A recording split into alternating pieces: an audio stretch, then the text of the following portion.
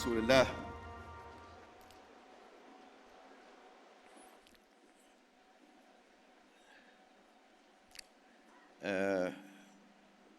هذه الجلسة الثانية في الحقيقة استمرار للجلسة الأولى، وبدأ أن ما انتهت إليه الجلسة الأولى سوف نغطيه في هذه الجلسة، لأن يبدو انتهت الجلسة الأولى بتساؤلات مرتبطة بالجوانب القانونية حول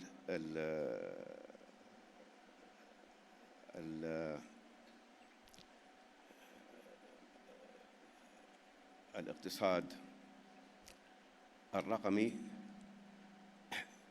فسوف نحاول أن نغطي تلك الجوانب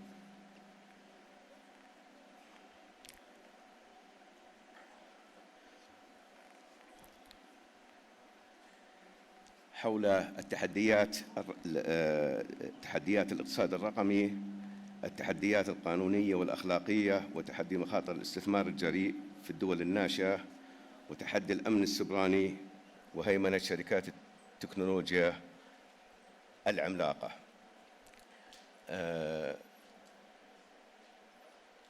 إذا كان لي أن أقدم لهذه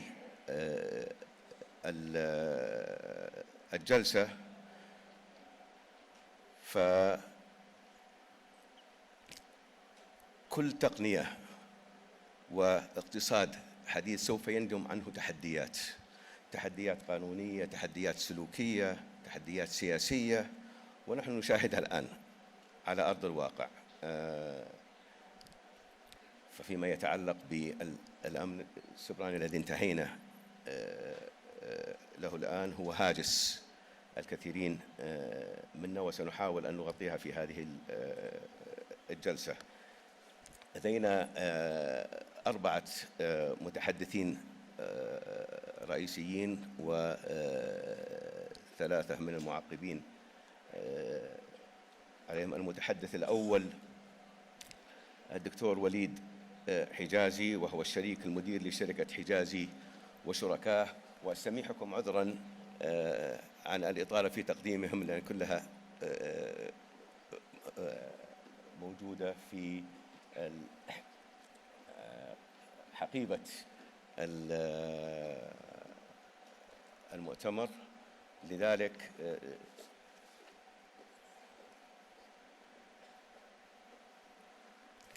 سوف أكتفي بالتعريف بهم. المتحدث الأول الدكتور وليد حجازي، هو الشريك والمدير لشركة حجازي وشركاه،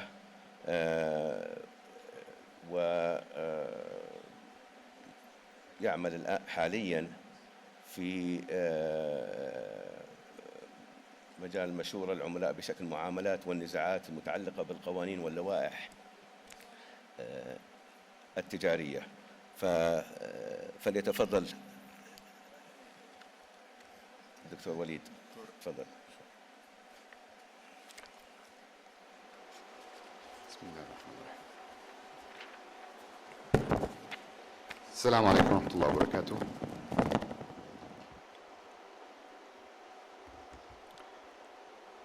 So inshallah, I'll try to be quick and brief, given the delay that happened in the first session.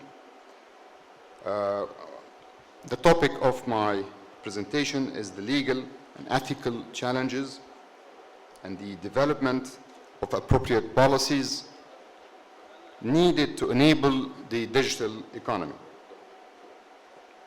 I hope this is going to work. Excellent. Okay, so as it is the case in any industry, regulations is always lagging behind. Regulations come after the activity or the industry has already made progress. It's the same thing with respect to the digital economy. We have a lag of the legislative development, And this is happening with respect to developed countries and advanced economies, as well as obviously for developing countries, and more so for developing countries. The main stakeholders of the digital economy obviously are the financial institutions, customers, which are the weakest parties. These are the parties that need the most protection, governments, fintech developers. What are the objectives of any regulation? Mainly to protect data, privacy protection, anti-theft safeguards, and to make sure we have a level playing field environment for fair practices and fair contracts. The ethical concerns we have experienced so far these behaviors and ethical problems, such as the very widely spread cookies, the practice of cookies, sale of customers' contact information, and attacks and hacking of privacy of the customers and the users. The effect of globalization is that we have a regulatory gap, huge gap between the level of regulations in advanced economies in Europe and the US and the Western economies, and on the other hand, developing countries which are lagging behind in terms of catching up with the regulations. We also have the issue of conflict of laws, because you have cross-border transactions. So sometimes you have the same transaction being regulated by multiple regulators in different countries.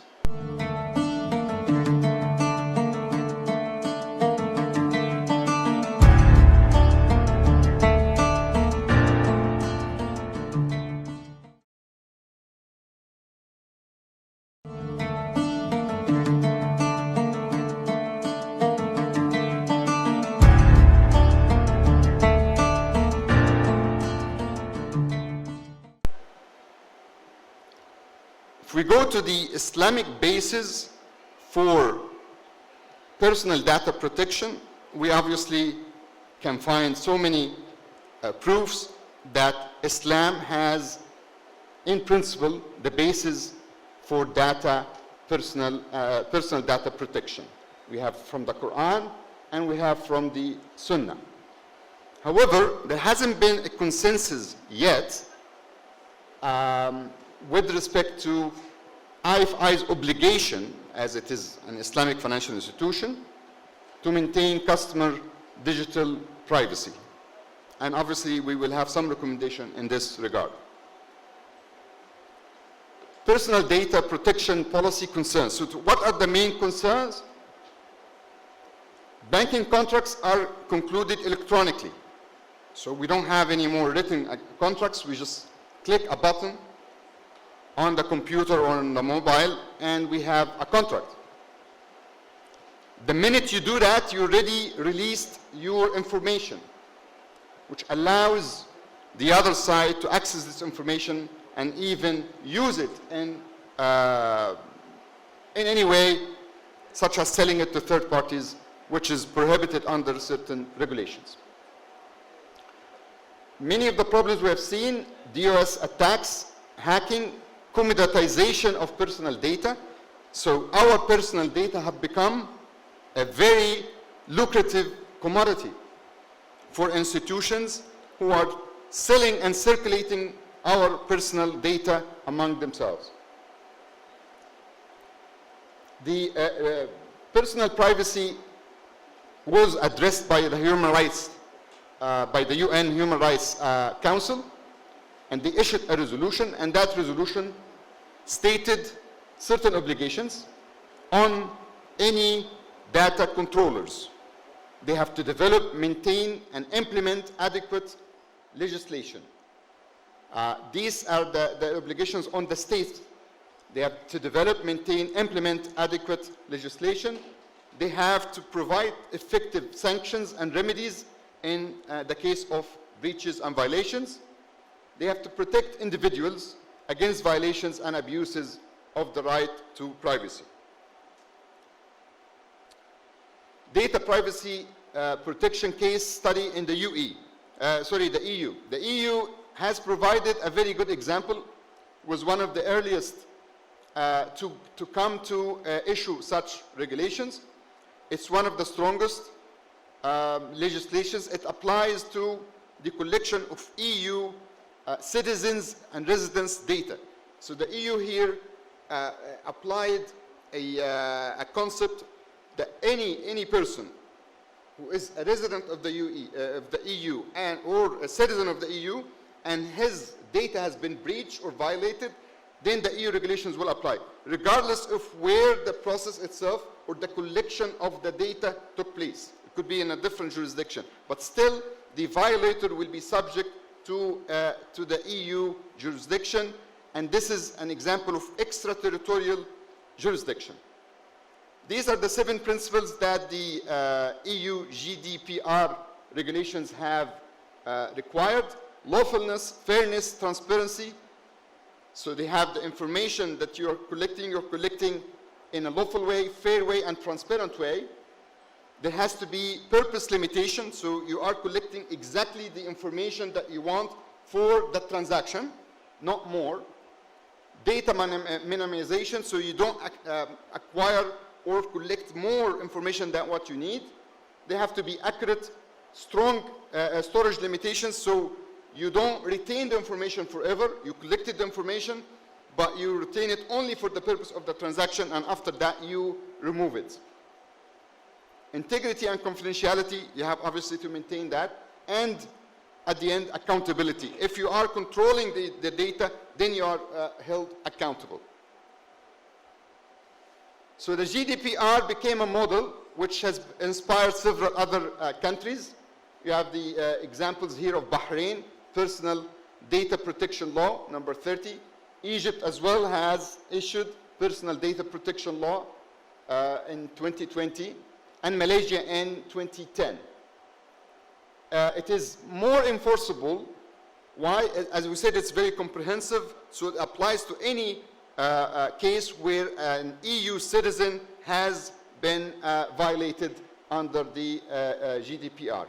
So each EU member state must enact parallel legislation enforcing the GDPR, which gives it really wide implementation throughout Europe. Many EU banks have an EU corporate presence, which then makes it obligatory for them to abide by the regulations. Another case study is the US and the 1999 Financial Modernization Act. The 1999 Financial Modernization Act obligates financial institutions to protect customers' sensitive financial information.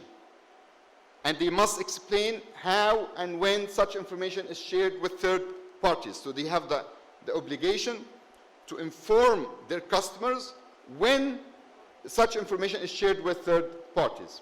And they have to give them the option to opt out of this transaction if they don't wish to share their information.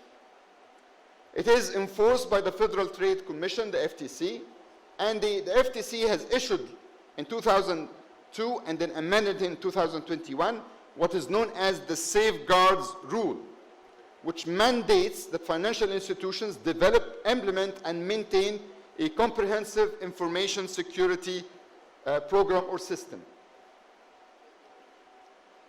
Okay, so what if financial institutions violate or breach data regulations?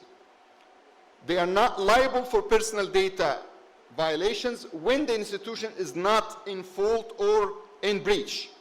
So you have to prove first as a customer, and this is one of the weaknesses of the regulations, is that you have to prove that the institution has committed a breach. In some jurisdictions, financial institutions can be civilly and or criminally liable for intentionally leaking data to third parties.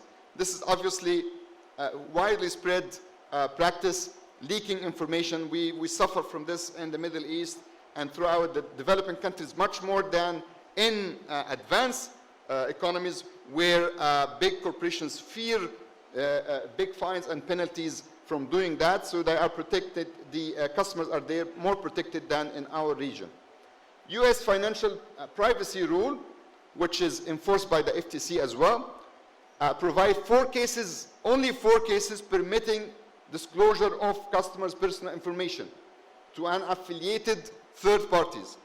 So if they are giving the information to an affiliated institution, they don't have to abide by these, which led a lot of financial institutions to really form an affiliated company so that they can freely circulate or transfer the information to.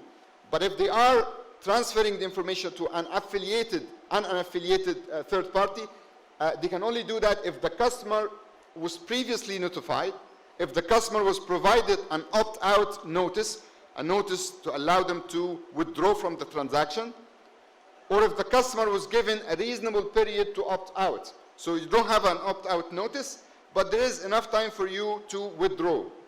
And finally, only if the customer declined to opt out.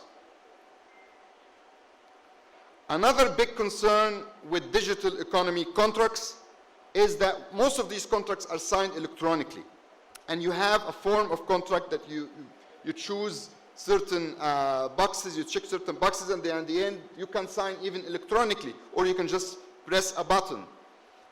You don't really have time to, or even the right to negotiate the terms of the contract. You cannot choose the terms of the agreement. So this is known in law as adhesion contract, contrat d'adhésion, which is a contract in which the discrepancy in bargaining power between the parties forces the weaker party, which is the customer of the financial institution, to agree to the stronger party's terms. So the digital economy has led to the rise of adhesion contracts because the financial institutions provide necessary online services to customers which they cannot reasonably avoid. So there is a monopoly of terms, and customers encounter the same contractual provisions regardless of which institution they choose. Wherever they go on the net, they will see the same terms. So we need to protect customers from these unfair practices if these adhesion contracts are not fair. In IFI, Sharia boards tend to issue similar rulings on the Sharia compliance of certain provisions, which also exacerbates the phenomenon. So it is similar to the idea of adhesion contracts. The Fiqh Academy addressed the issue of adhesions contracts, and simply they divided the two categories of contracts. Category one, which it's an adhesion contract, but its terms is fair, which would be halal or acceptable, and adhesion contract in which its terms is not fair and it includes some abusive terms, in which case it will not be allowed. Adhesion contracts and the validity of consent in the digital economy. So authenticating digital signatures can be difficult. That's another legal issue, which also Sharia boards need to address. What is known as procedural consent rather than true consent. It's a consent that is given in a span of minutes or even seconds sometime. Is this really a true consent? So Sharia scholars need to look at this question. With respect to fintech, the previous session discussed many aspects of fintech and how it is growing widely. You have obviously examples of the digital wallets that are linked to the customer's checking account, and wallets which require periodic funding by the customer. The first one doesn't raise a lot of Sharia issues, but the second one may raise some Sharia issues with respect to the exchange rates used and also to the underlying transactions in which the institution is entering into. It needs obviously to be also Sharia compliant. Non-backed digital wallets may be based on mudaraba, wakala, or card agreements, whereas for bank digital wallets, they are mainly based on the same agreement which govern the relationship, the account relationship. Usually it is either card or wakala. Finally, Bitcoins and digital currencies, which have been discussed in the previous session as well, have been ruled in Malaysia, Indonesia, and Egypt by some scholars. I must say this is not a collective opinion. There's no ijma', but at least you have prominent opinions in those countries saying that they are impermissible, and reason behind that are not backed by assets. They're dealing in digital currencies. It includes or involves gharar, risky speculations, and also they are mainly associated with money laundering and with fraud. Finally, I come with a proposal for AYUFI, especially for AYUFI, because I think AYUFI is playing a major role currently with respect to catching up with governance issues, addressing governance issues, and I see this as one of the main needs right now. So the IFSB published a working paper in 2020 identifying the cybersecurity as the primary threat to successful digitalization of Islamic banks. So we really have to listen to that, and I really urge you all to read this paper. Existing standards should be updated to reflect the legal realities of cross-border digital transactions, and depending on national legislation, will be insufficient because the varying levels of technical sophistication and enforceability. The standard I propose should govern the disclosure of sensitive personal information to affiliated institutions, particularly to Sharia scholars as well, create a framework of personal data collection and data breach notification, and to establish the Sharia parameters for electronic consent. Thank you very much. شكرا دكتور على العرض الشيق، وممكن أترك بسؤال واحد. كل ما ذكرته قوانين وأنظمة لدول، إما الإيو أو أمريكا ولا، هل هناك توجه نحو معاهدات دولية لحماية خصوصية المعلومات متعلقة بالاقتصاد أم لا؟ فممكن تتناول، لأن كثيرين معظم ما تناولته كان حول القوانين المحلية أو لكل دولة حماية الخصوصية. فنعود إلى UN Human Rights Act. شكرا دكتور. المتحدث الثاني الدكتور سعيد بوهراوة، مدير قسم الشؤون البحثية في ماليزيا. تفضل.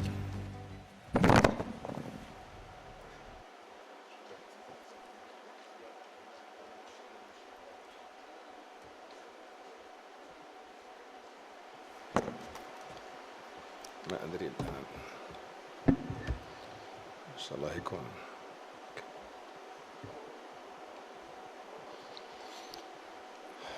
بسم الله الرحمن الرحيم. الحمد لله والصلاة والسلام على سيدنا رسول الله وعلى آله وصحبه ومن تبع هداه.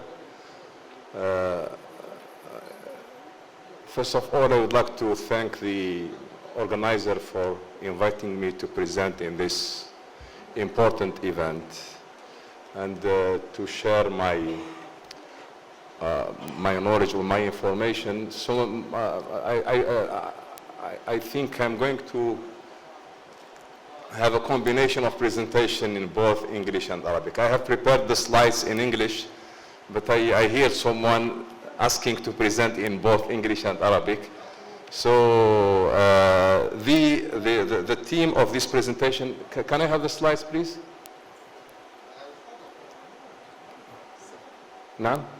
نعم ضغط هسه هو جاء العرض وراح. فأنا سأعمل دمج بين العرض بالإنجليزي والعربي، لأنه الشرائح بالإنجليزي والآن اجتهد أن أقدم بالعربي إن شاء الله تعالى.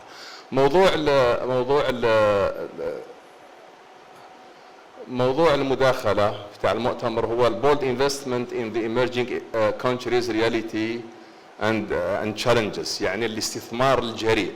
طبعا المنظمون سموه bold investment، وهو في الحقيقة venture capital investment، يعني فيها ما يسمى التقارب في المصطلحات. يعني سنبحث في هذه الورقة إن شاء الله تعالى بعض reality which represent opportunities for emerging country, for developing country, وسنناقش كذلك بعض التحديات حتى تطلع الجهات المعتمدة لا سيما الدول التي تحفز هذه الاستثمارات في الفينتك في التكنولوجيا الرقمية لتجاوزها.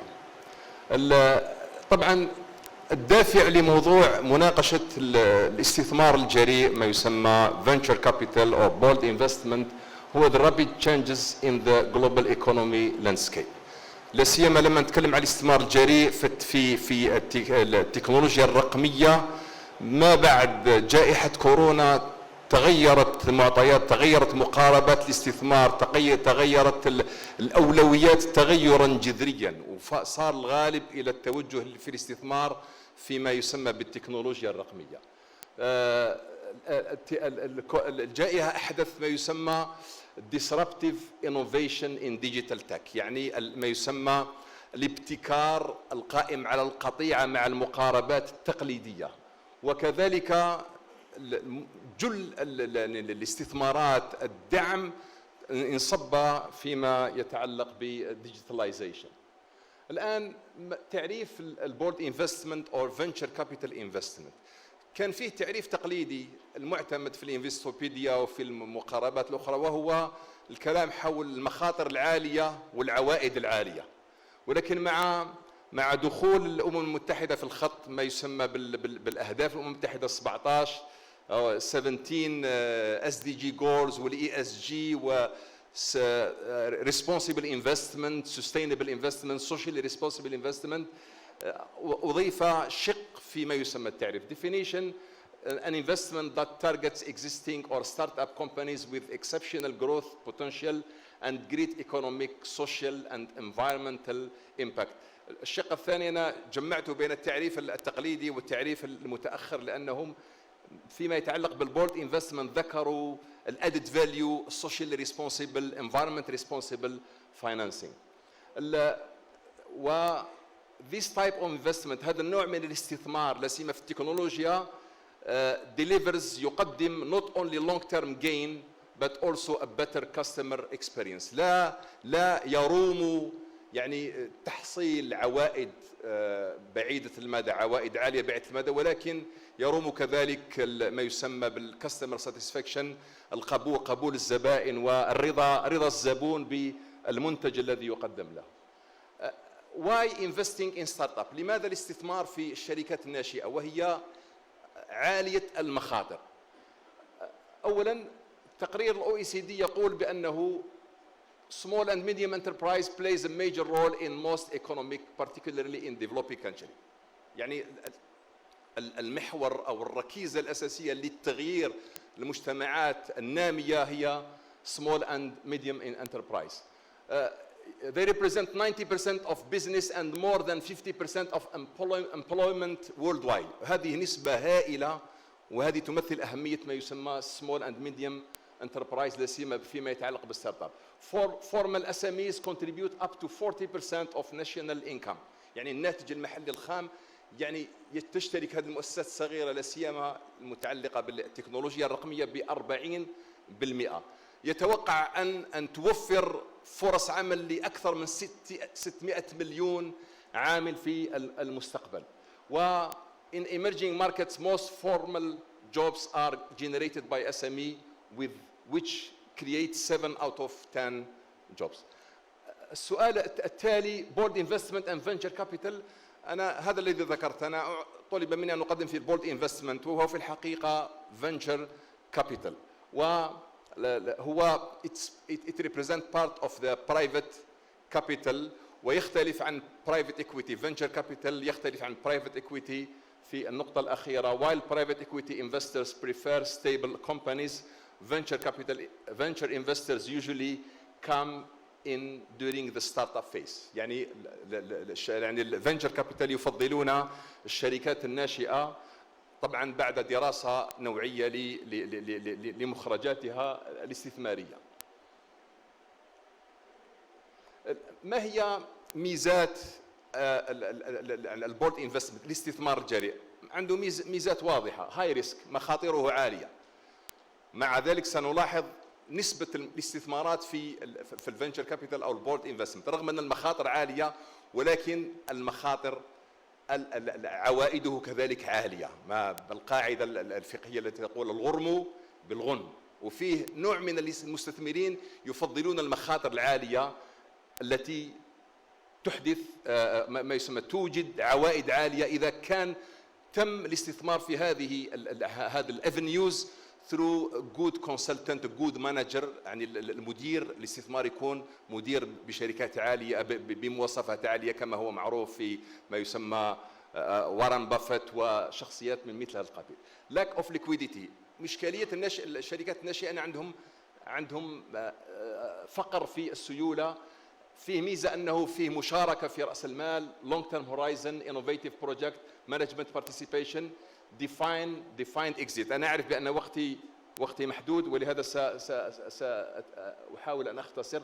هذه بعض الستاتستكس تبين أهمية التطورات الهائلة التي وقعت فيما يسمى بالاستثمار الجريء، وكذلك مقاربة الدول لا سيما الصين وتركيا ونيجيريا والفيتنام في دعم مثل هذه الاستثمارات، وكذلك الأثر الاقتصادي في هذه الدول لمثل هذه الاستثمارات. أنا سأتجاوز نظرا لضيق الوقت. الآن opportunities of board investment. Studies shows that venture capital is 3 to 4 times more powerful than corporate R&D as a spur to innovation. بالنسبة نتكلموا عن التكنولوجيا الرقمية، هذا الفنتشر كابيتال هو أفضل بكثير من الاستثمارات في الشركات الضخمة. Roughly 50% of the entrepreneurial IPO، الاكتتاب الأولي العام يعني يكون مصدره ما يسمى بالفنتشر كابيتال. The recent global call for investment ما يسمى sustainable investment كله يدعم يعني دعم ما يسمى بالفنتشر كابيتال، وكذلك government are giving more يعني يعطوا أولوية قوية لما يسمى board investment that act out of the ما يسمى بالtraditional box. الآن كذلك الopportunities top 5 most valuable companies كما تعرفونها هي لماذا الاستثمار في الشركات الناشئة بتاع الديجيتال تكنولوجي ما يسمى التكنولوجيا الرقمية. نعرف أن معظم أكبر الشركات الضخمة شركات تكنولوجية. 2022 نيو فينتشر فاينانسينج بريكس ريكورد كما ذكر في الفوربس وفي الشركات الأخرى. records as valuation skyrockets. The number of US startup financing deals of 100 million or more has increased by over 800 times since 2016. Investment in the US startups for the first half of 2021 was 150 billion, 150 مليار دولار. According to the CB Insight Market Intelligence Platform, global funding for new venture and tech startups is exploding up over 157. As of 2021, more than 900 أكثر من 900 شركة ستارت اب صارت رأس مالها الأسد حقها أكثر من مليار دولار، وهذا رقم هائل. هذه بعض الأوبورتونيتيز أنا سأتجاوزها والورقة سلمتها، ولكن سأركز هذه الشريحة الأخيرة. أرجو أن أعطى دقيقتين أو ثلاث لأكبر challenges فيما يتعلق بالفنتشر كابيتال أو ما يسمى بالبورد انفستمنت بالاستثمار الجريء. هو أولا lack of aligning the entire ecosystem supporting board investment and venture capital، ما يسمى النظام البيئي، البيئة العامة القانونية يعني الضريبية، كل البيئة العامة مش موجودة. هذا هو الذي ينقص. The lack of access and scarcity of opportunities to early stage. أنا تواصلت مع بعض المؤسسات عندهم فائض سيولة يتجاوز المليار دولار، ولكنهم يترددون في دعم الشركات الناشئة. يقول لك لأنه this is high risk, they are risk adverse كما يقال. The lack of fully developed institutional framework for venture capital industry, the lack of industry policies and regulatory framework, the lack of exit opportunities. المشكلة لما تكون البورصة ضعيفة، الناس اللي تقول لك لماذا أدعم أنا الشركات الناشئة وفي آخر المطاف لا أستطيع أن أقدمها الاكتتاب العام لأحصل منها عوائد. The lack of research support for the industry. الآن في دراسات حديثة تقول بأنه في الدول التي تريد أن تدعم الشركات الناشئة لا سيما في التكنولوجيا الرقمية يجب أن تكون فيها دعم دولي. السعودية مثلا في 2018 أسست ما يسمى شركة الاستثمار الجريء وقدمت لها رأس مال ب 2.8 تريليون ريال سعودي ما يوازي 750 مليون دولار وهو رقم ضخم جدا. وقدمت بعض يعني الجوانب التي تخدم لا سيما الجانب اللوجستي الجانب الاستشاري وما إلى ذلك. The lack of reliable industry data for venture capital investment هذا مهم جدا لا سيما في الدول الناشئة خلافا لأوروبا وأمريكا. The lack of awareness and entrepreneurial education. Entrepreneurs do not want to share the ownership with venture capitalists. هذه مشكلة التوعية. يقول لك أنا شاركت فكرتي لماذا أشاركها؟ تشاركها لما تكون فيه كما ذكر الأخ من قبل لما يكون نظام قانوني متزن وواضح وآفاقه واضحة لا حرج في أن نتشارك في هذا الأمر. High currency risk for Western investors. مثلا المستثمرين الأجانب يقول لك أنا أستثمر في بلد مخاطر صرفه مخاطر عالية. The lack of local success stories and big hits and the lack of trust in local judicial process of disruptive investment. جزاكم الله خير. هذه بعض التوصيات لا أذكرها، أنا كتبت بعض التوصيات للجنة المنظمة قد تكون في نهاية المؤتمر. بارك الله فيك وأعتذر إن أطلت. بارك الله فيك. شكرا.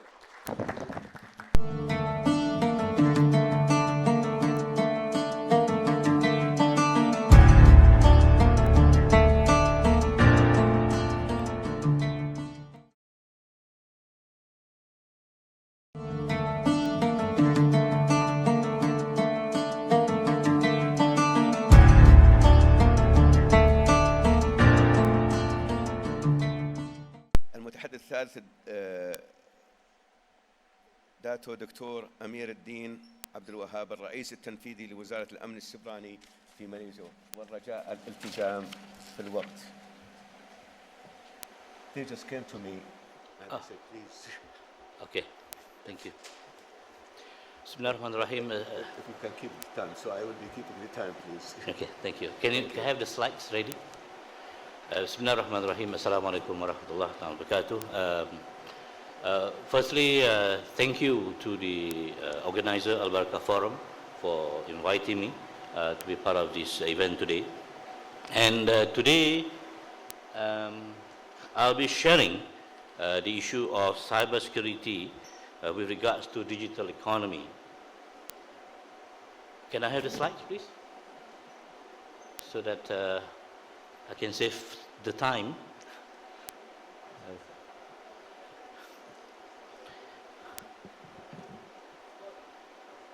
Slides, please. Can I have the slides? I know the system.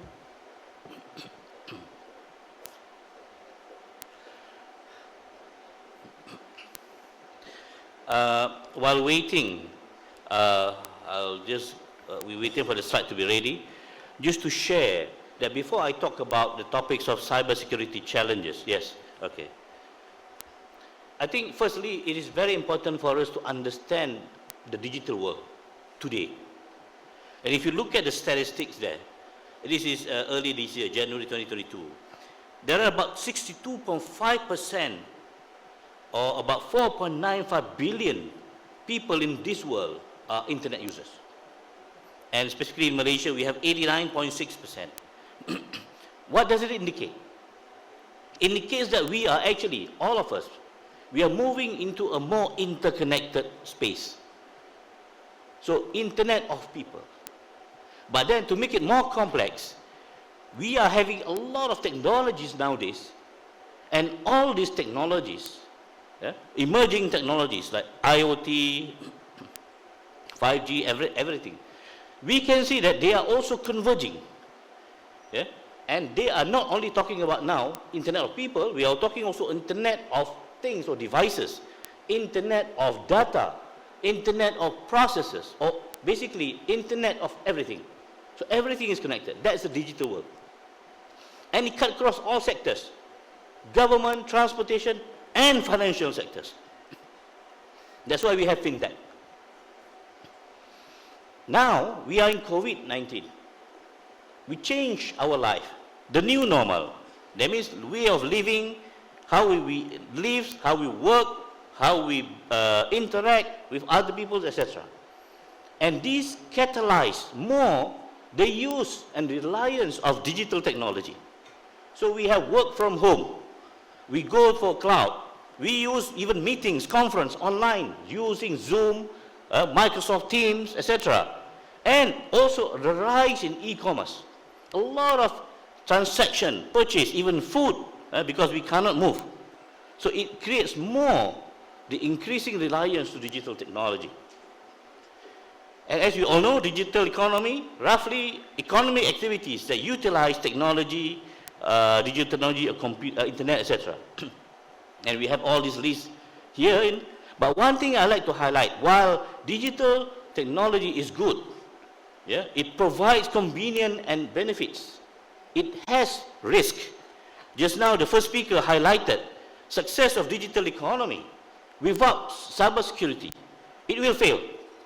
It's very important to understand this, because this is not my statistics. This is the World Economic Forum.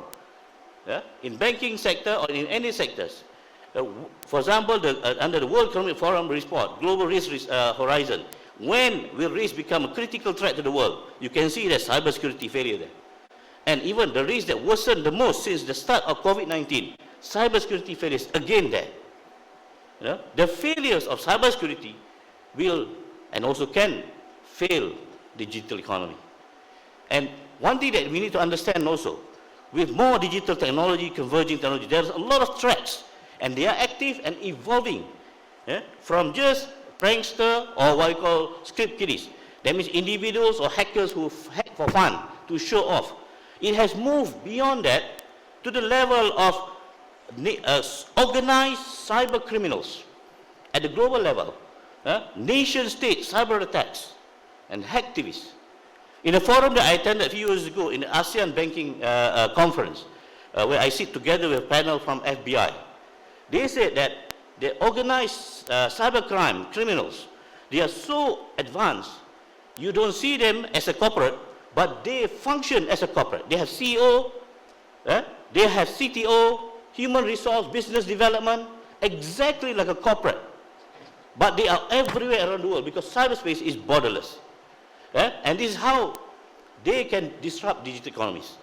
So what are the challenges in cybersecurity? I categorize it into three elements. First, people. People is in fact actually the weakest link, the weakest element. One, in terms of practitioner of the cybersecurity. We don't have enough of cybersecurity professionals in the world. So Cybersecurity Ventures stated that by the year 2025, there will be a gap of 3.5 million jobs for cybersecurity, because not enough. It's a very niche and skill-based area. Second, in terms of a non-practitioner, a lot of us who are just users, non-practitioner, but we don't have a basic understanding and awareness of the issue of how to be safe online. And this will result in our information, our digital infrastructure systems being attacked. Second, in terms of process, I mean processes that are needed to ensure order in organizations, such as policies, laws, regulations. And for example, not many countries have cybersecurity regulations, even policies. And also there's a lot of lack of governance, risk and compliance, especially to the international standards. Even though they are there, it has not been enforced properly. And a lack of best practices and cybersecurity cultures, lack of incident response plan, etc. So this is the second element. And third is on the technology. Because of the technology changes we see now, we see that they have actually the technology trends have exposed new vulnerabilities and give opportunities for cyber attack to attack multiple ways. So they're getting more advanced. So they don't just attack simple way, they attack advanced. Even they can inject what they call malicious software, malware, to gather intelligence, information, etc. And the other thing, as you all know, technology change very fast. So you need to update. That is a challenge that is in terms of cost, resource, capabilities, legacy technologies. The old technology also may have loops. So these are all entrance to the attacks. So all the banks, financial sectors, if they use all these legacy tools, these are exposed to the possible threats. And These are some of it. So, to manage that, there is a need to have what we call holistic and a proactive approach, that covering the aspects of not only be able to respond, you have to put preventive measures properly, and then detection capabilities, because the threat is even advanced. Sometimes you will see that they can bypass firewall, antivirus, etc., and predictive. And one thing that we need to also understand, despite all those, there's no such thing as 100% secure. Yeah? Now it's about how do we ensure we are resilient. That means we minimize the business disruption because of cyber attack. Yeah? I remember FBI Director, former FBI Director James Comey mentioned, there are two types of organization. One that those been hacked, that know that they've been hacked, and the other one that they do not know they've been hacked. So the assumption is we are all breached. So how do we ensure sustainability, the operation, business continuity? That's why we need to be resilient. So that's the way forward. So, and somehow in the future, with more connectivity, more digital infrastructure, more digital transformation initiative, we will see connectivity will be everywhere. And at the same time, exposure to cyber attacks will increase. There's also will be more automation. And then also cyberspace will increase in speed with 5G coming up. There will be actually opportunities for cyber attack to attacks, even though when they use in fintech, etc. And data protection. Just now, I mentioned also about the data is everywhere.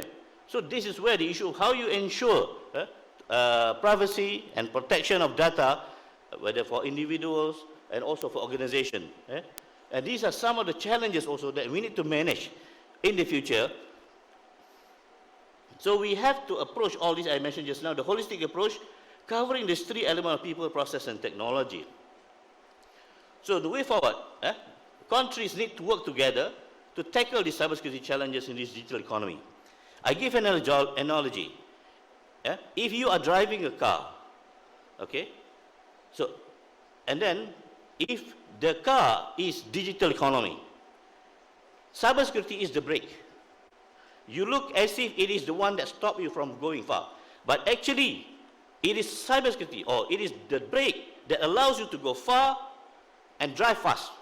Because if you are driving in a hilly area, if you have Ferrari, Porsche, whatever, but if the car has no brake, you cannot go far and you cannot go fast. But it is the security that allows you to do that. So the same thing in cybersecurity, maybe people see it is hassling, it is inconvenience, but actually it is the one that can give success to digital economy. So countries should endeavor to face the challenges through dynamic approach, interagency cooperation, and public-private partnership, and also approach to people, process, and technology. And then also increase the domestic and international collaboration through information sharing, practicing legal, technical approach, capacity building, security awareness, and education, especially with regards to digital economy growth. So with that, I hope it gives some quick overview with regards to challenges of cybersecurity in digital economy. And to me, it is very fundamental. Security shouldn't be seen as an afterthought after incident happen, but it should be embedded in the design. And you need the right people, and we don't have enough of that. As I mentioned earlier, these global studies saying 3.5 million deficit by the year 2025. So these are some of the challenges. Thank you. Thank you. Maybe I have another question for you, but that's after. Your organization is one of the early organization of its kind in the Islamic world. I think it's 20 plus years old. So probably one of the questions, the main lessons that you would like, you got a few lessons so that if you are to prioritize those, what would be the case? So this is later on. You might have to respond to this one. The fourth speaker is Dr. عمر أوسيني, who's the الدكتور عمر أوسيني الرئيس التنفيذي للمؤسسة الإسلامية الدولية لإدارة السيولة. تفضل. بسم الله الرحمن الرحيم الحمد لله رب العالمين والصلاة والسلام على رسول الله. Distinguished participants, Assalamu alaikum wa rahmatullahi wa barakatuh. It gives me great pleasure to join you today and to be invited to this great forum. And I'm glad to speak on a topic that stems from the first session we had today and subsequently to the discussion we've had just now. And I guess one thing we should have learned from the discussion we had just now is that technology actually is moving faster than expected, and the regulations are trying to catch up with it. Now, taking a clue from the first speaker of this panel regarding the moral and legal issues, now we want to shift attention to issues relating to anti-competitive business practices among the big techs. Now, the big techs are dominating the whole scenario. They are dominating the whole scene globally.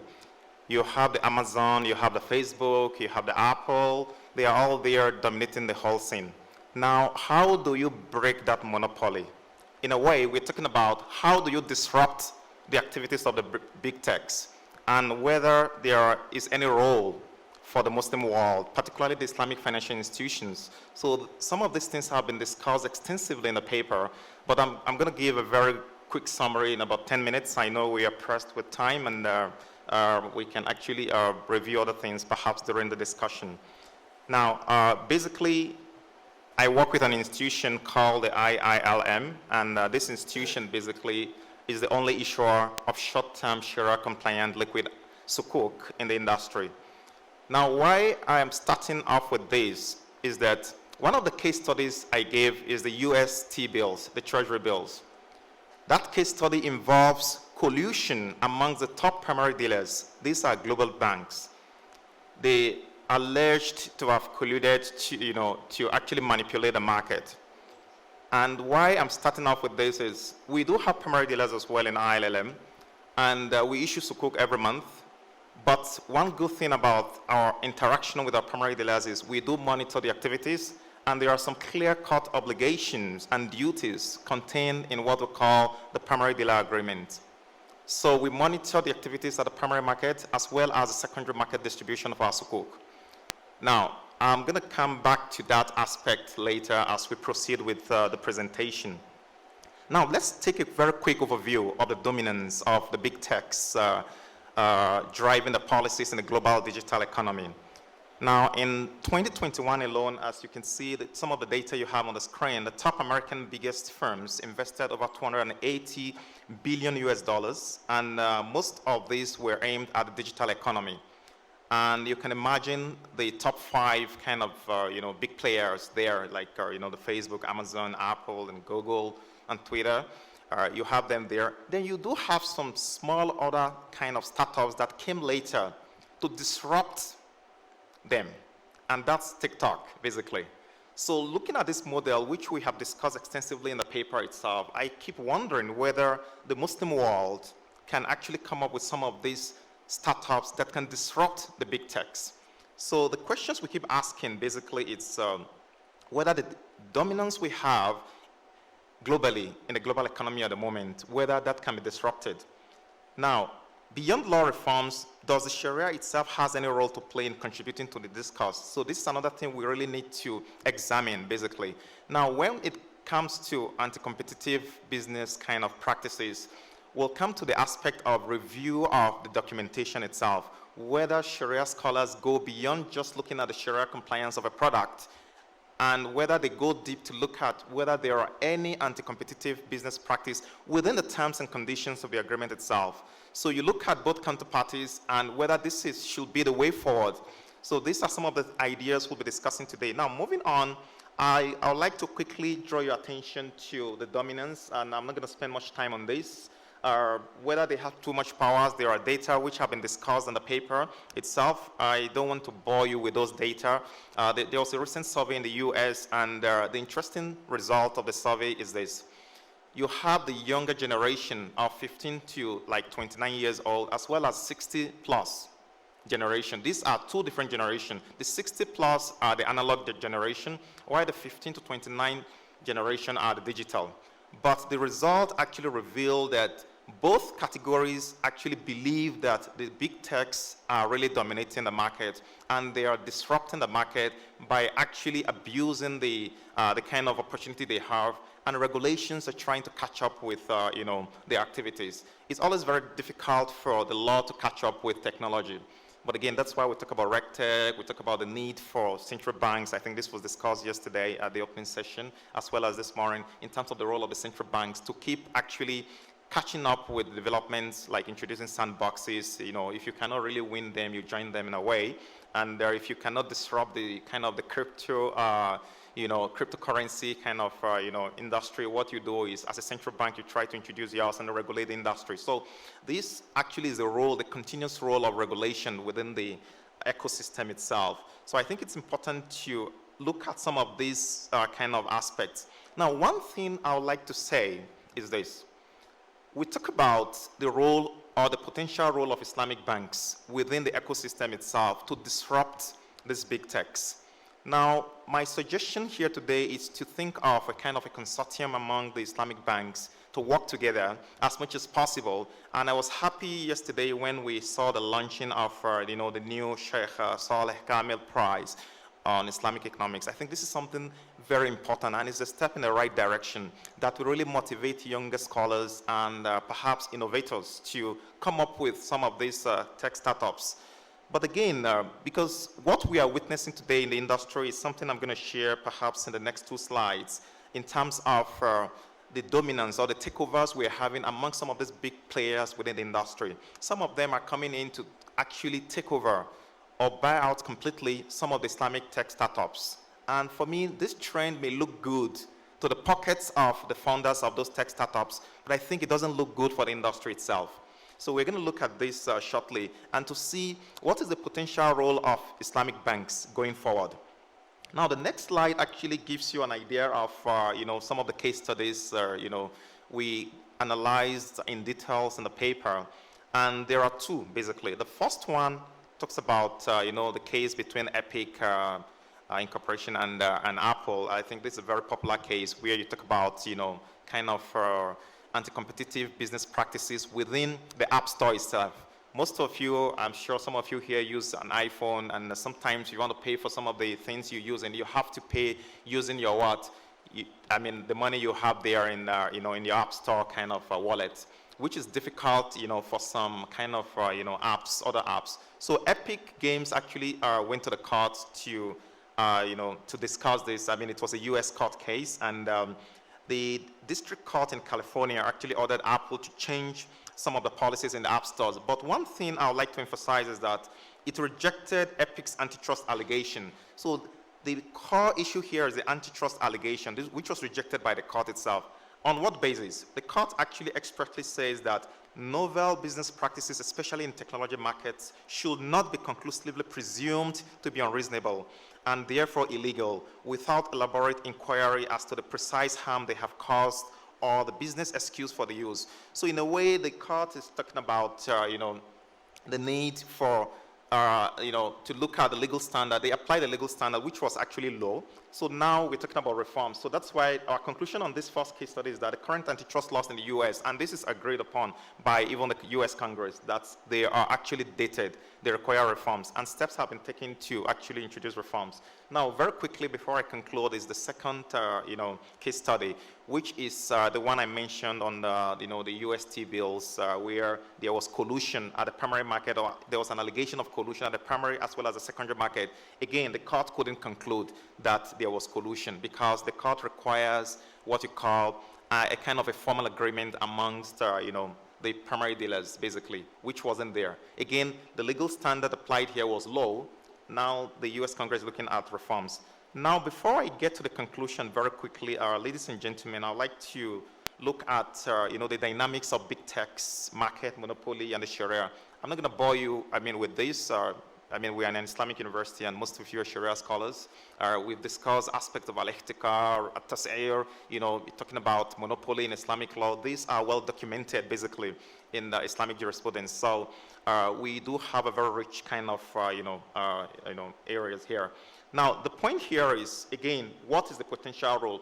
The last part I would like to really emphasize on, it's one of the very good tech startups we had, that was providing Islamic banking solutions globally, part solutions. Now it has been actually bought by, again, a conventional, company, software company in Singapore. So again, where do we go as an ummah or as a kind of an industry itself? So this is something I feel is important. Now, before I conclude, the potential areas of reforms are actually outlined on the screen, and basically you can go through those as well. We do have some models, but I'm not saying we should take everything hook, line, and sinker. We should adapt some of these laws to our specific kind of situations, the Muslim countries. I think it's important. The US has come up with 5 bills to regulate some of these big companies to break the monopoly, so that you can transfer your data from Facebook to maybe a new kind of startup established or developed by Omar, so you can just actually port your data just with a click. So you have to take control of your data. So these are some of the provisions of the new laws that will actually come up soon. The drafts are already being considered by the US Congress. Again, this can be adapted in the Muslim world. Now, we also have some kind of developments in the EU with the Digital Markets Act. Again, we discussed this in the paper. Now, let me conclude with this. I'm told I need to conclude. Now, recommendations basically are outlined on the screen. Again, I'm not going to bore you with this. This can be adapted. These are active aspects that should be included in the law reforms as much as possible. They have to, be considered as much as possible, and they could be adapted into the laws of, the various countries, that seek to restrict the activities of some of these big 5 or big 4, as they are called, who really dominate, the industry as much as possible. Finally, the aspect that relates to the Sharia scholars, someone was asking me that, what is the role of Sharia governance framework here? Again, I do believe that the Sharia scholars could actually take a step further by looking at some of these anti-competitive kind of practices. Beyond what is riba, what is not riba, they could actually look at some of these aspects and actually push back on the approvals of some of these kind of transactions that have been presented before them. I thank you for your attention. Wassalamu alaikum. شكرا. شكرا دكتور وسيني.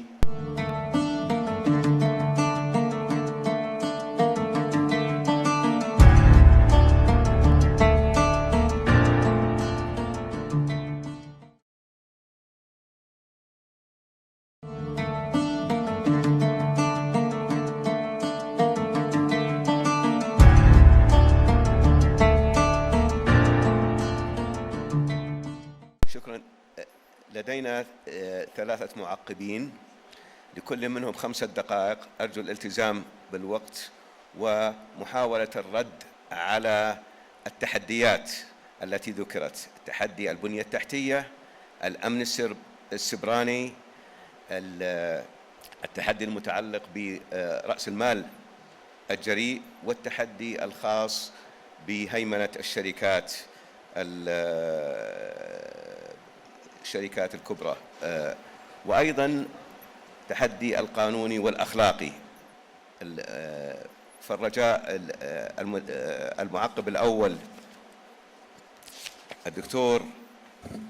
معالي الدكتور فياض عبد المنعم، وزير المالية السابق في مصر وأستاذ الاقتصاد بجامعة الأزهر الشريف، فليتفضل.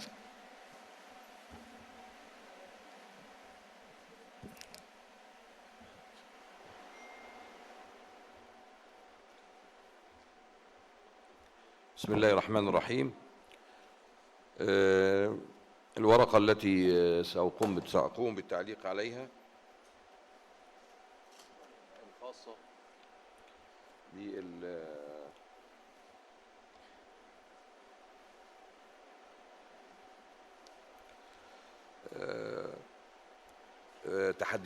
عنوانها تحديات الاستثمارات الجريئة في الدول الناشئة. إعداد وتقديم أخي الفاضل الأستاذ دكتور سعيد بهراوة. الحقيقة الورقة فيها مميزات كثيرة.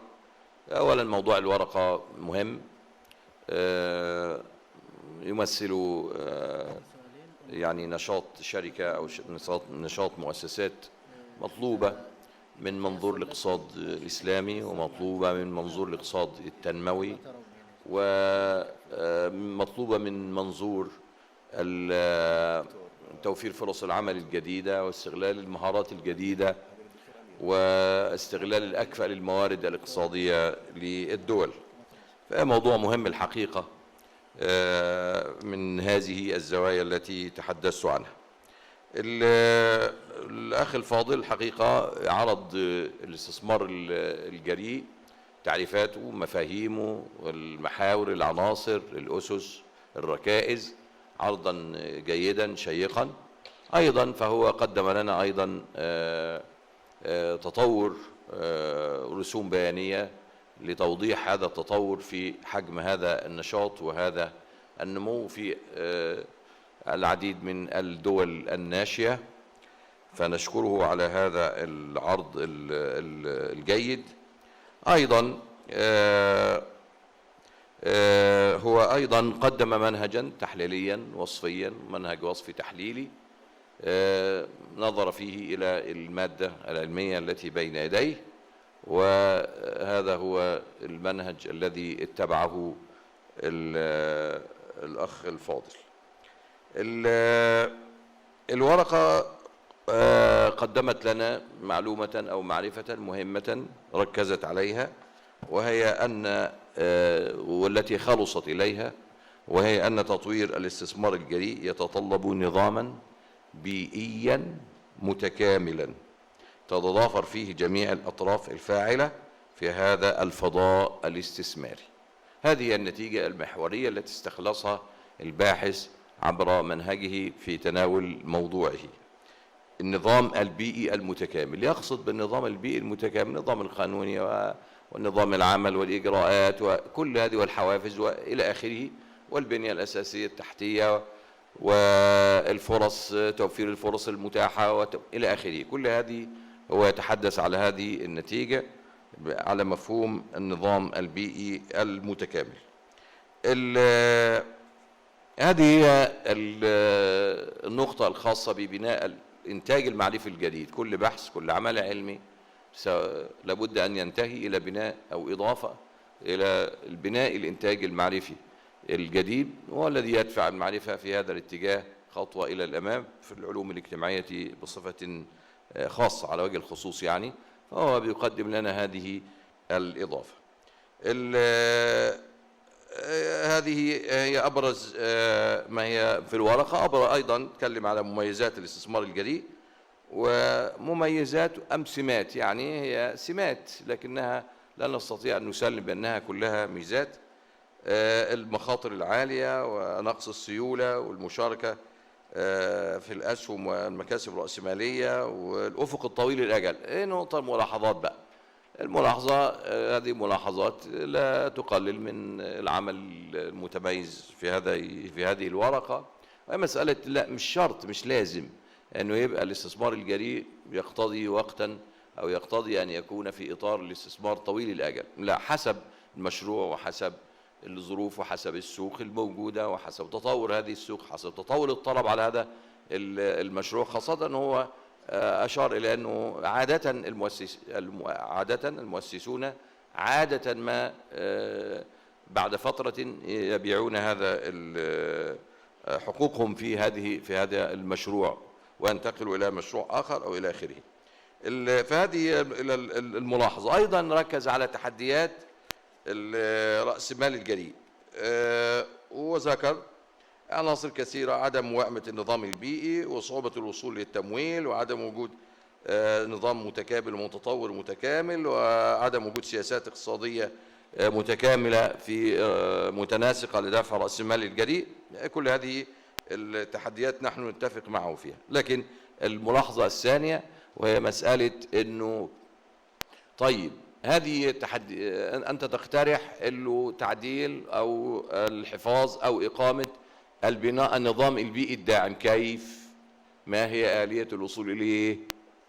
كان ينبغي أنه يعني يلتفت إليها شيئا. طبعا ضيق الوقت نعرف في هذا في إعداد الورقة يعني، فكان ينبغي أن نتعلم منه في مسألة أنه كيف يمكن إقامة هذا النظام البيئي الداعم لهذا النوع من الاستثمارات. أيضا آخر نقطة، وهي كان بودي وكان برغبتي أن يعرض لنا بشيء من البساطة واليسر العلاقة بين رأس مال الجريء وصيغ الاستثمار الإسلامي.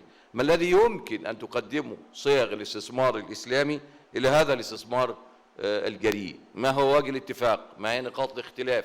كيف يمكن تطويع هذا الاستثمار الجريء، هذا النوع من الاستثمار الهام والمهم في التنمية في البلاد الناشئة، ليكون متوافقا مع أسس وقواعد ومفاهيم وضوابط صيغ الاستثمار في التمويل الإسلامي. أشكركم والسلام عليكم. شكرا دكتور.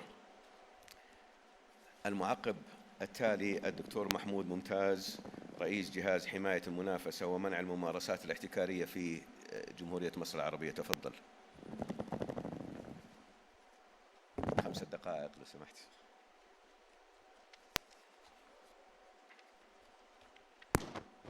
أشكر حضراتكم.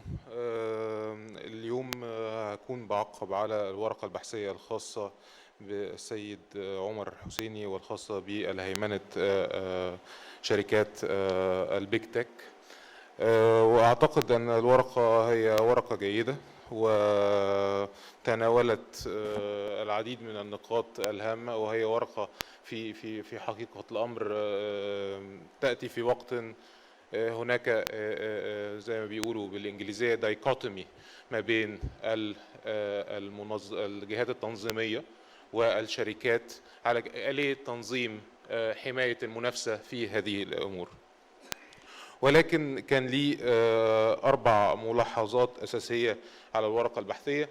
أبدأ أولا بأن البحث نظر إلى الهيمنة كأنها شيء ضار في حد ذاته، وهنا لازم نرجع لأسس الوصول لهذه الهيمنة. هل هي كانت نتيجة لكفاءة اقتصادية فبالتالي أنا سأعاقب هذا الشخص لكفاءته الاقتصادية، أم هي نتيجة لممارسة احتكارية أدت لي أن يوصل لهذا الدور من الهيمنة وبالتالي هنا يجب على الدولة التدخل، أم هو نتيجة لقواعد وإجراءات تنظيمية تمنع دخول عدد أكبر من المتنافسين وبالتالي يجب أيضا الدولة أن تتدخل. فبالتالي يجب أن يكون هناك تفرقة بين الكفاءة الاقتصادية وبين الممارسة الاحتكارية. فإذا كانت نتيجة هذه الهيمنة هي كفاءة اقتصادية وهي نتيجة لابتكار جديد أو ما إلى ذلك، هنا لازم نكون واخدينه في الاعتبار بشكل جيد. فهنا الورقة أعتقد كانت تضيف أكتر للوصول أو وضع محددات للوصول أو كيفية الوصول هذه الشركات لتلك الهيمنة. الأمر الآخر أو الملاحظة الثانية وهي أن الورقة تحدثت فقط على التجربة الأمريكية وتحديدا تجربة السيفل اكشن كليمز، وهنا دي مشكلة أخرى لأن تعريف حماية المنافسة في أمريكا مختلف شوية عن باقي دول العالم. إن أمريكا بتعتمد على ما يسمى بالبرايفت اكشن كليمز أو الدعاوى المدنية، وهي أن الشركات تقيم دعاوى ضد بعض. ولكن هناك أيضا ما يسمى بالبابليك اكشن enforcement، وهنا بنتكلم على وزارة العدل الأمريكية في الانتي تراست ديفيجن أو قسم حماية المنافسة. هنلاقي أن هناك عديد من القضايا التي أتت بها الدي او جي مثل الامازون اي بوكس كيس في 2013، وهي كانت قضية مهمة. ايضا الدي او جي بصت في فكره الاونلاين ريتيل بوسترز كيس، وهي كانت فكره كانوا بيستخدموا الذكاء الاصطناعي الشركات في حيث ان هو يقدر يوحد اسعاره مع المنافس عن طريق استخدام اليات الذكاء الاصطناعي. فده ايضا مهم جدا ان احنا كنا ناخد التجربه الاوروبيه، ده شق آخر، لأن التجربة الأوروبية بها عدد أكبر من القضايا التي تدخل فيها أجهزة المنافسة الأوروبية ونجحت في هذا الأمر. وتحديدا هدي مثال على قضية فيسبوك في ألمانيا، وأعتقد أن الباحث في الأبندكس أو المرفق ذكر هذه القضايا، ولكن كان من الجدير بالذكر يتم تحليلها في الورقة البحثية لأن ده كان سيضيف للبحث الكثير.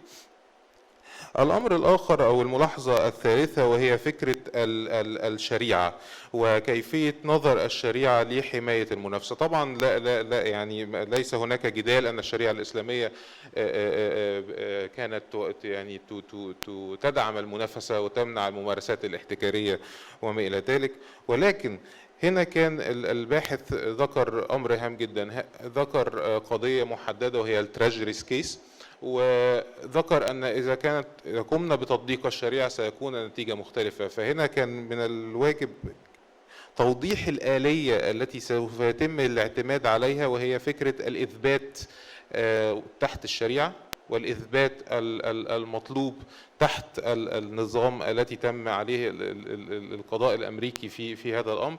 وهنا أعتقد أن هناك العديد من البحوث التي تمت في هذا النطاق. هل قوانين حماية المنافسة بتتبع الشريعة أم لا؟ والعديد توصل أنها تتبع إلى الشريعة بشكل كبير جدا. وهنا أحب أن أنا أنتقل لآخر ملاحظة، وهي فكرة أن كان من الأفضل توضيح التجارب الموجودة في دولنا العربية، لأن هناك العديد من التجارب التي حدثت في دولنا العربية في مسألة البيك. وأدي مثال من السعودية. مؤخرا الهيئة العامة للمنافسة بالسعودية أوقفت استحواذ شركة ديليفري هيرو وهي شركة الألمانية على شركة شيفس، وده كان أمر ده كان أول إيقاف يتم من الهيئة العامة للمنافسة. وهنا ده بيدل أن القوانين الموجودة أو الموضوع حاليا تقدر أن تقف أمام الاستحواذات التي تتم على تلك الشركات. وهنا بنتكلم على مفهوم شفناه جديد، وهو ما يسمى بالكيلر اكوزيشن، أو مفهوم الاستحواذ القاتل، أن هو شخص بيستحوذ على هذه الشركة ليقتل المنافسة ويخرجها بره السوق تماما. فده كان أمر آخر. الأمر الأخير وهو التجربة حتى في مصر، كان لنا تجارب في موضوع الرايد هيلينج او قضيه اوبر وكريم. فكان هناك استحواذ اوبر على كريم، وهنا تدخل الجهاز المصري على الرغم من انه حاليا ليس له الرقابه المسبقه على مثل الاندماج والاستحواذ، الا ان التدخل هنا تدخل في فكره مفهوم البيانات. وهو هنا وضع حدود وسقوف ان في حال دخول منافس جديد يجب على شركه اوبر إعطاء مساحة من البيانات للشركة الجديدة التي دخلت السوق. وهنا ده تم فعلا أنه في خلال سنة هذه الآلية أدت لدخول شركة ديدي الصينية إلى السوق المصرية، وبالتالي هنا ضمننا أن هناك منافسة وهناك ما يسمى بالليفلينج ذا بلاينج فيلد، أو هناك وضع الكافة على حد مساواة. وده هو زي ما حضرتك أكيد تفضلت وقلت، هي نفس المفهوم اللي موجود في الدي ام اي أو الديجيتال ماركتس اكت اللي أوروبا حاليا سوف تتبعه. فأخيرا نقف على نقطتين. هل السؤال هو الاحتياج لمزيد من القوانين والتنظيمات الموجودة، أم هو زيادة فهم وتطبيقات الإنفاذ القانوني الصحيح للقوانين الحالية؟ لأن احنا ممكن ندخل في مسألة صعبة جدا، وهي مسألة ما يسمى بالريجوليشن اوفر ريجوليشن، أو أن يكون تنظيمات على التنظيمات، فبالتالي نقلل الابتكارات في السوق ويبقى سلاح ذو حدين زي ما بيقولوا. وأشكركم شكرا جزيلا. شكرا دكتور محمود. المعقب الأخير الدكتور فيصل أحمد مانجو، المؤسس والرئيس التنفيذي لشركة المنارة للاستشارات المالية في المملكة المتحدة. تفضل. 5 دقائق.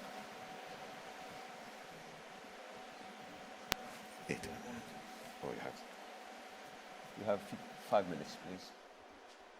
السلام عليكم. نحمده ونصلي على رسول الكريم. بعد 5 minutes, we'll see what we can do. Okay. Bismillah. Right. Anything concerning digital economy from a legal perspective, these are the metamorphosing area. It is evolving. Digital is one thing from a legal perspective. Blockchain is another area. There are overlapping, but they are different. And the third one, which is coming very fast, is a metaverse. There's absolutely nothing for the time being on that. Now, when we look at the 3 areas, which got to be viewed parallel, you got your fiqh discourses, you got the regulatory framework, and you got the legal aspects to consider. And that needs to be viewed with a helicopter view, that the national point of view, the regional point of view, and the international point of view. So any banks working at the international level must look at this. Let us take a case of France, for example. They can have Napoleon Code, but then being a member of the EU, they will have the EU directives. But then also working at the international level, they will have the Basel, for example, that will regulate them.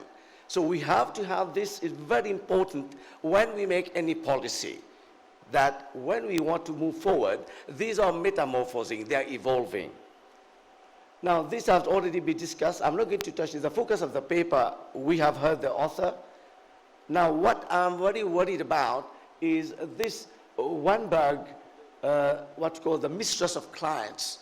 And the paper written by our learned scholar here is why we have the GDPR is to protect the data.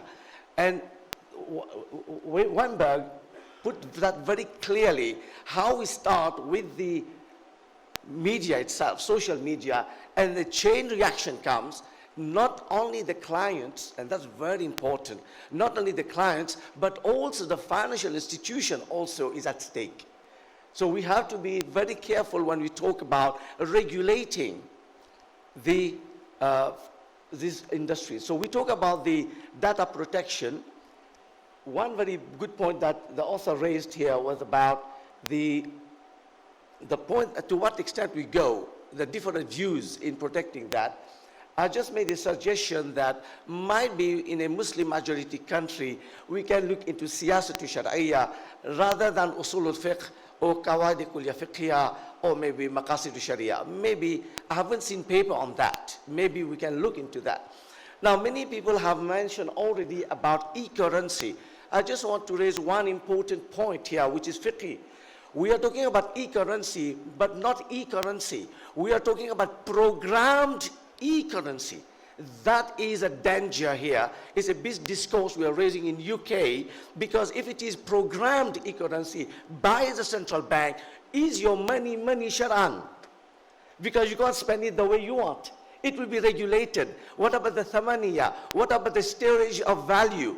That the Sharia scholars will have to look into that word, programmed e-currency.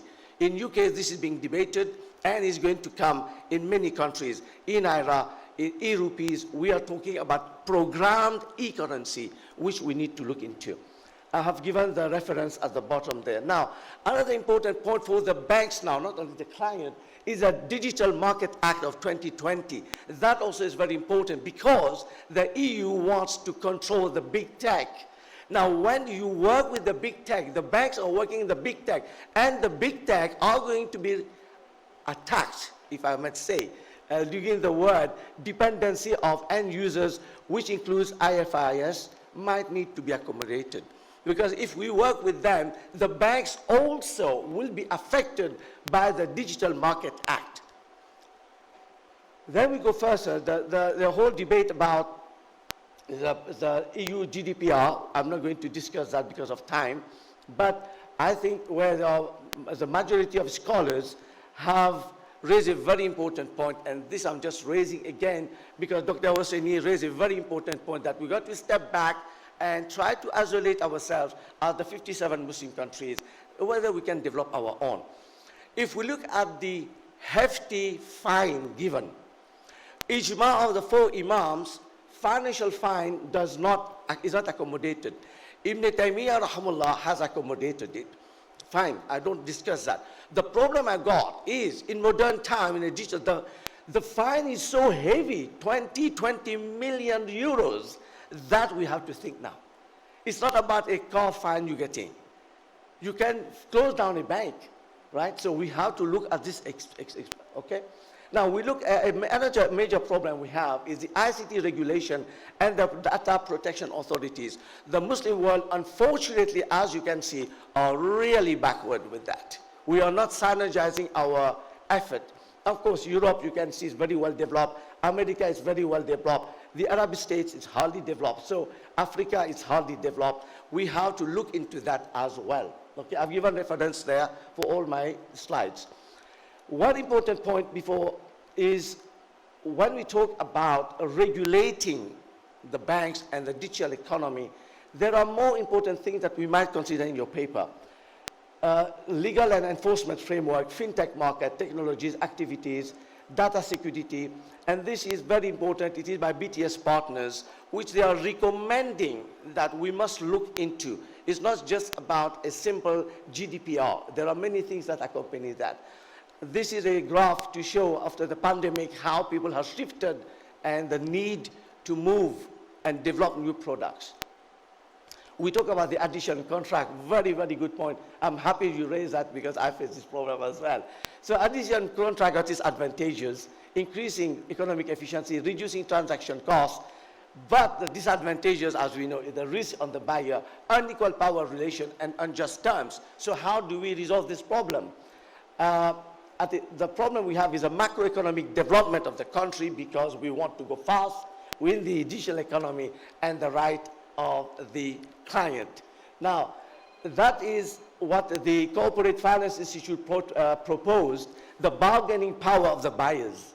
And that I put it from there, where they talk about 4 areas: threat of new entrants in the market, bargaining powers of the supplier, that is the bank, threat of substitute, that is a window banks or the shadow banks, which is coming very, very fast, and that is something where we can look and try to accommodate the end clients.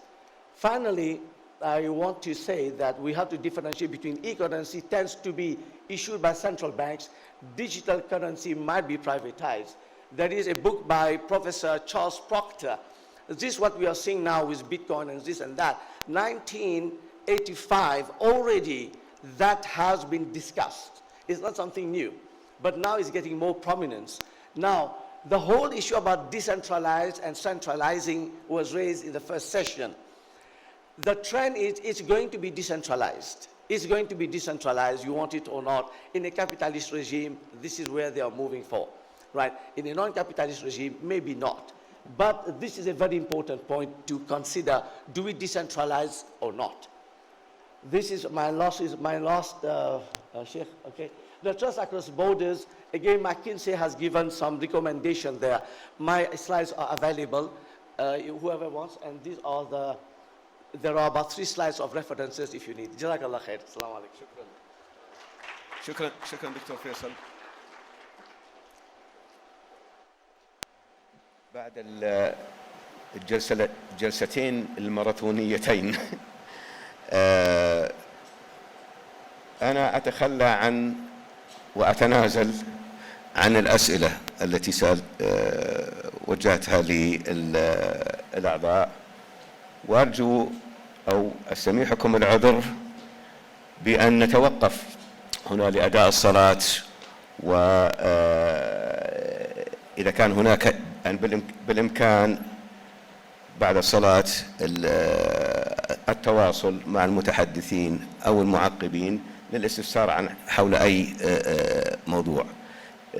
لذلك سوف نوقف الجلسة، والرجاء أن تشاركوني في تحية المتحدثين والمعقبين على غناء هذه الجلسة. شكرا لكم.